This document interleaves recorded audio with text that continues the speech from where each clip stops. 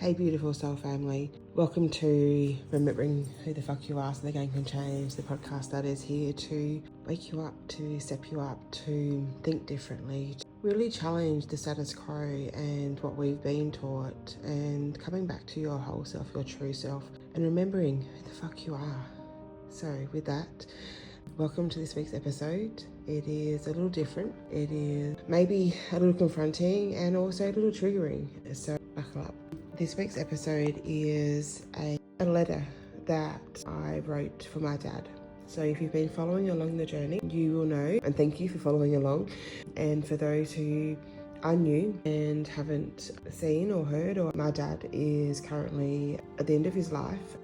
Hadn't seen him for 19 years and he has been on his journey, and there's been many awakenings along my journey of realising that his mental struggles have been actually gifts, and he's able to do what I do, but in this lifetime it wasn't meant to be, and his journey was very different to mine. So I went and visited him recently after learning that he is at the end of his life, and my soul had the closure it needed. I said goodbye, and I also said everything that my soul needed to say to him. Understanding of where I'm at and what's transpired, and that I have the gifts that he had, and what all unveiled and the layers that unlocked within that. So forgiveness and awakening and oh my god and I'm sorry and the rest of it. But this week's episode is a little different in regards to, we can have that contrast of when we're awakening and we're awake and we understand that everything has a reason and a season and a lifetime, and everything has a lesson behind it, and there are layers that are unraveled as we go along our journey. And so you can have this awareness of, hey, well, yes, it's sad that my dad's at the end of his life, but also that means he gets to be free. You can come from it as a spiritual awareness, and so it's removing the emotion, and it's not removing it, but just, it's not the traditional losing something or that deep emotional like feeling like, my god, like I'm losing my dad, because quite frankly I never had him. But also just, you know that it's not the end, you know that he's just transitioning, and you know that you can quite easily connect with him either yourself or seeking a medium. So it's never the end, it's just a transition. He's transitioning from this life to the next phase of his evolution. So there's that aspect. But what this episode is about is the humanness aspect. It is honouring, I am still human, you are still human. We still have those emotions, we still have those feelings. And that's something we also need to honour, that humanness within us.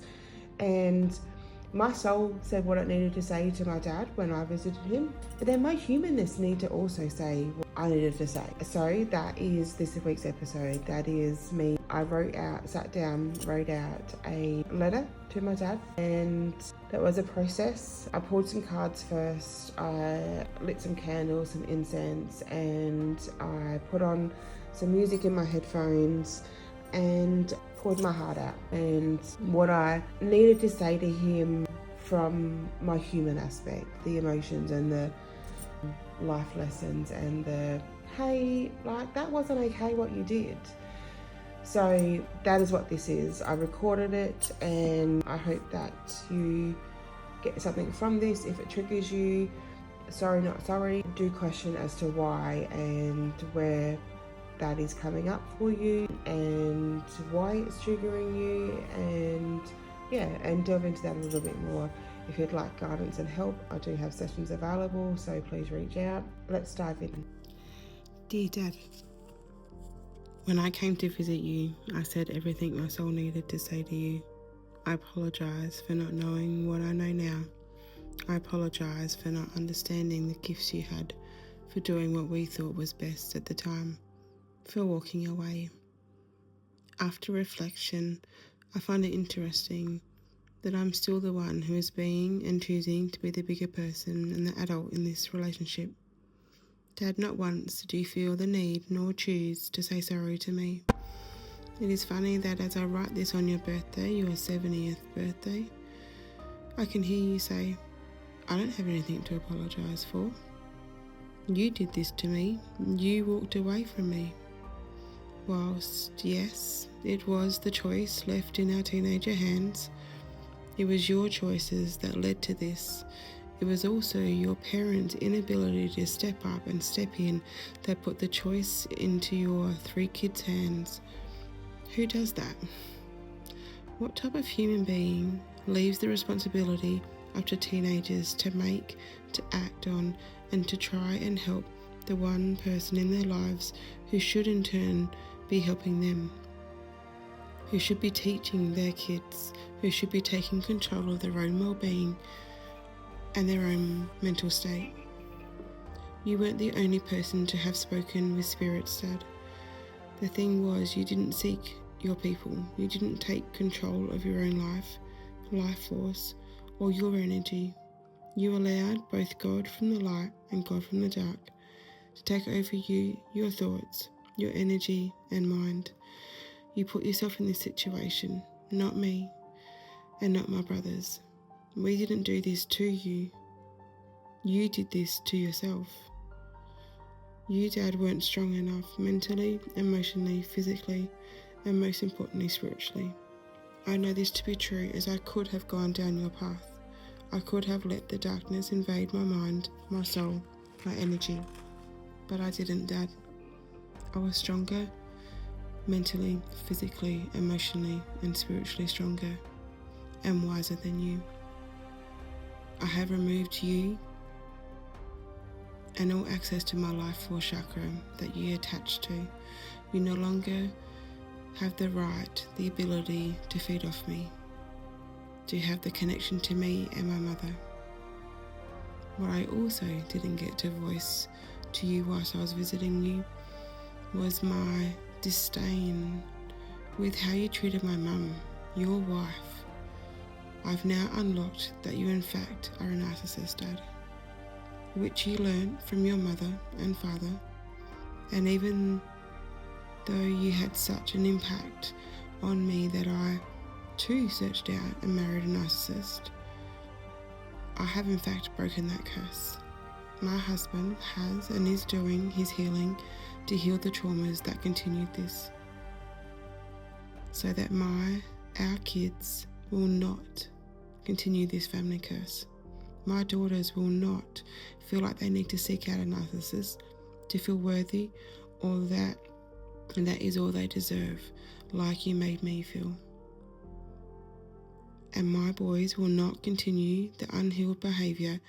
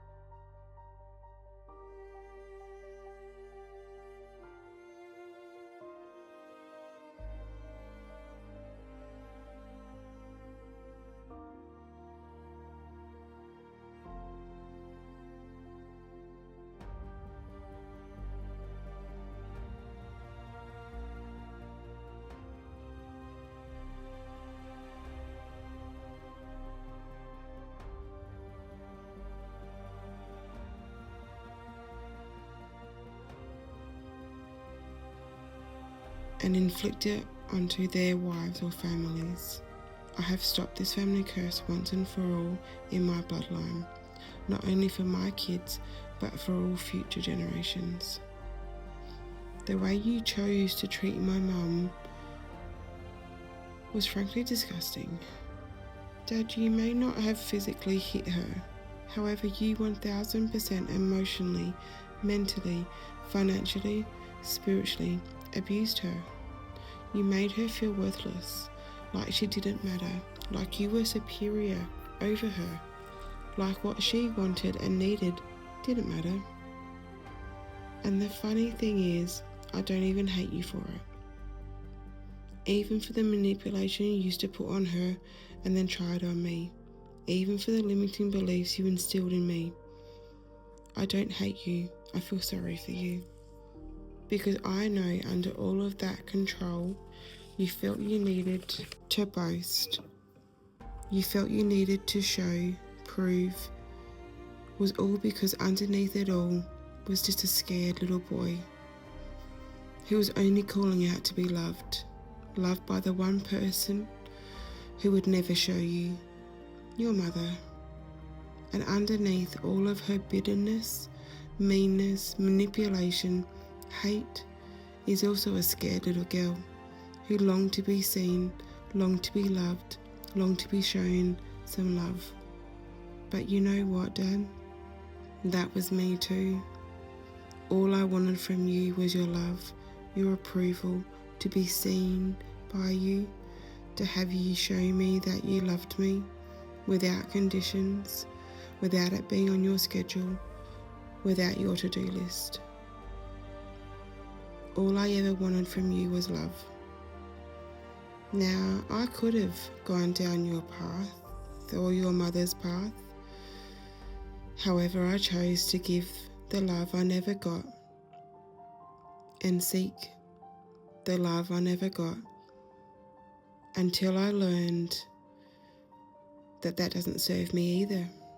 I learned that I don't need love from you, from anyone other than me. I don't need your approval because I give it to myself. I give my approval to myself first. I don't need to be seen by you because I see myself first and foremost. I don't need anything from you because I can and will give it to myself. If you choose to, it is a bonus, an afterthought, not something I crave for, search for, or need it as a first point. I am that one. I am my go-to. No one else, not you, my brothers, not my friends, family, not my husband, not my clients, my community, not even my kids. It's not out of self-loathe, it's out of self-preservation. I really feel sorry for you, Dad, and my wish and hope for you is in your life reflection, you can see the paths you could have chosen, the avenues you could have walked on, the path you could have taken, and the life you could have had, but you chose not to. The lessons you chose not to learn, the healing you chose not to live, the choices you chose not to take. You will see that things could have been very different. The outcomes could have been very different. Your life and your world could have been very different. But they weren't because of your own choices, Dad. Not anyone else's, yours and only yours. Everyone has free will and the sliding door moments. I hope you can learn from yours. I hope in your next lifetime you can refrain from passing on the lessons and healing your healing, to release the chains and the shackles and be free. Because that is what I have chosen for me, for my bloodline, my kids and the generations who will come after me, Dad. I chose to do the hard stuff, the hard realization, the hurtful healing, our bloodline, the deep inner work, for not only me, for our past generations, our ancestors, and our future generations. I have done the work to stop the generational abuse so that it no longer continues, so the future generations never have to endure what I had to go through. Now looking at my kids, your grandkids, I could and never would treat them the way that you treated me, both mentally, inwards and outwards. I would and could never have turned a blind eye to the abuse you witnessed, inflicted on me. You never protected me, Dad. A father is meant to be your protector. He is meant to be a safety for their kids, and especially his daughter. I never had that from you. I walked away from you, from the abuse you were dishing out to me when I was a teenager, giving an adult's role and responsibility. I again walked away from you after 19 years of not seeing you, having you in my life, and after 2 short sessions with you, seeing you, and you again sent, sprayed and inflicted abuse at me, onto me.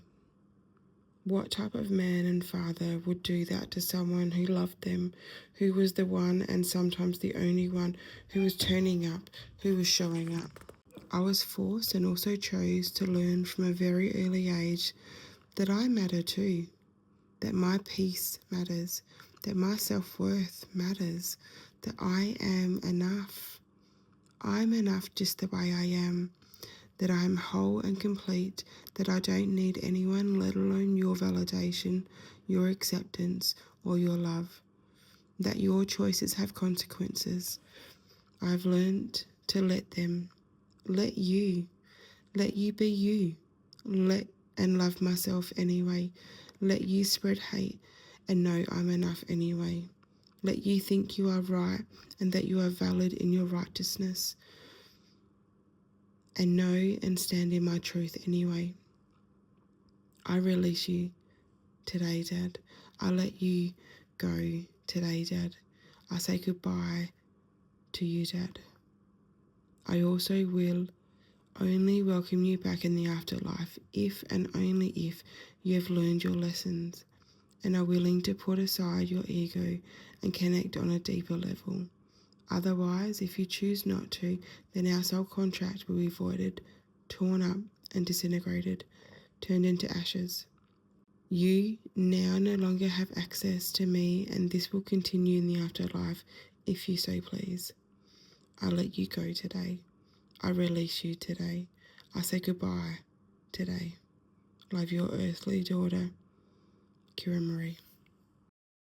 Thank you, Soul Family, for listening, for clicking onto this episode today. As you can see and hear, that is a very raw and emotional, but very needed end to the chapter, honouring both the spiritual and also the humanness. And I highly encourage you to, if there's something in your life that you are going through, dealing with, that you stop and allow yourself to delve into the humanness and to be aware and give permission to the emotions and to the unjust and to the that wasn't nice what you did. Allow yourself that moment in time. It's not somewhere that we stay in. It's not somewhere where we will continue to be in. It is just something that we step into and then acknowledge, see it, feel it, allow it to leave, and then we step out of. So thank you again for joining me today, and I look forward to seeing where Spirit leads us in the next episode.